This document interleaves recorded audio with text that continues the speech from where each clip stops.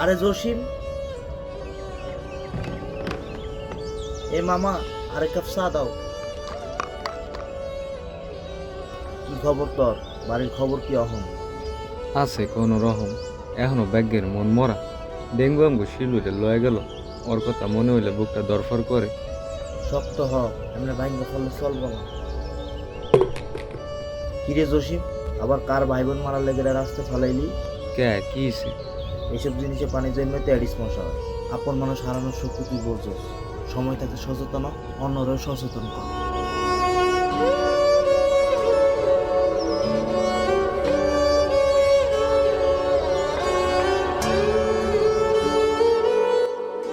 আপনার আশপাশের পরিবেশ পরিষ্কার রাখলে এবং ছোট ছোট কিছু বিষয়ে সচেতন থাকলে ডেঙ্গু জ্বর থেকে যেমন মুক্তি পাওয়া সম্ভব হবে, তেমনি আপনার আশপাশের মানুষরাও থাকবে সুস্থ।